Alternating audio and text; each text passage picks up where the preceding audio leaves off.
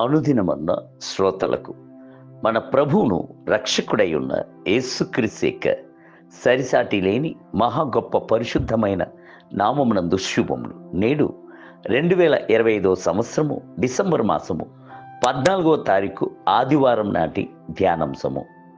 మనస్సు నూతన పరచబడవలెను. రోమిలికి రాసిన పత్రిక 12వ అధ్యాయము 2వ వచనం నందు ఉత్తమమును అనుకూలమును సంపూర్ణమై ఉన్న దేవుని చిత్తమేదో పరీక్షించి తెలుసుకున్నట్లు మీ మనసు మారి నూతన మగుట వలన రూపాంతరం పొందుడి. దినములు నూతన పరచబడవలను అని మనము ప్రార్థించుడితో పాటు మన మనస్సు నూతన పరచబడవలను అని మనము ప్రార్థించవలెను. మనస్సు నూతన పరచబడితేనే మన జీవితం అంతయును సంతోషకరముగాను రూపాంతరపరచబడినదిగాను ఉండును. అయ్యో, ప్రార్థించవలనని కోరుచున్నాను, అయితే నా మనసు అలైచు తిరుగుచున్నది, మనస్సును ప్రార్థనలో కేంద్రీకరించలేక పోవుచున్నాను అని పరిచర్లకు వెళ్ళుచున్నప్పుడు అనేకులు నా యొద్దకు వచ్చి చెప్పుచున్నారు. నేడును కొంతమంది బైబిల్ గ్రంథమును పఠించి ధ్యానించుటకు కోరుచున్నాను, అయితే నా మనసులో దాన్ని గూర్చి ఒక పట్టుదల లేదు. బైబిల్ గ్రంథమును చేతితో తీసుకున్న వెంటనే నిద్ర వచ్చుచున్నది అని చెప్పుచున్నారు. నేడు కొంతమంది యొక్క మనసు ఈ లోక వస్తువుల పైనను లోకేచ్ఛల పైనను తహతహలాడుచున్నది. వారి మనసు ఎల్లప్పుడూ ఇతరులపై మత్సరపడి ఎల్లప్పుడూ కలత చెందుచున్నదై ఉన్నది. ప్రవక్త అయిన ఇర్మియా చెప్పుచున్నాడు, హృదయము అన్నిటికంటే మోసకరమైనది, అది ఘోరమైన వ్యాధి కలది. ఇర్మియా గ్రంథము 17వ అధ్యాయము 9వ వచనం. దేవుని బిడ్డలారా, నేడు ప్రభువును తేరి చూడుడి. నా యొక్క మనస్సు నూతన పరచము ప్రభువా అని గోజాడుదురా. నా మనసులో పరిశుద్ధతను దయచేయుము, నా మనసులో ప్రార్థన ఆత్మను దయచేయుము, నా మనసులో మేలుకరమైన వాటిని తలంచుటకు కృపను దయచేయుము అని అడుగుదురా. అపోస్తులైన పౌలు ఒకదాన్ని వెంబడించెను.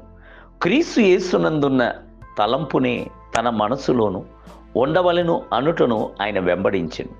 అంతటితో ఆగిపోక ఆయన ఫిలిప్పీయులకు రాయిచున్నప్పుడు, యేసుక్రీస్తునకు కలిగిన ఈ మనస్సును మీరును కలిగి ఉండుడి.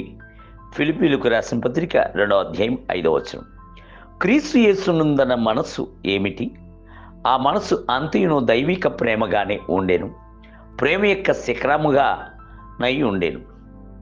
ఆయన యొక్క మనసు ప్రేమ చేత ఇతరులను క్షమించుచున్నదే ఉండెను.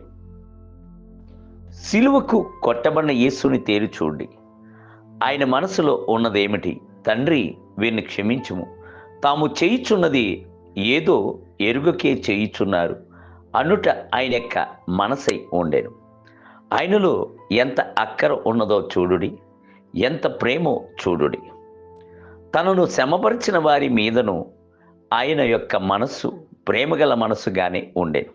తన తల్లిని గూర్చి ఒక బాధ్యత గలవాడే ఉండేను. తన శిష్యులను కూడాను తేరి చూచుచున్నవాడే ఉండేను. ఆయన యొక్క మనస్సులోని తలంపంతియును ఇతరులకు మేలును చేయవలెను అనుటయందే ఉండేను.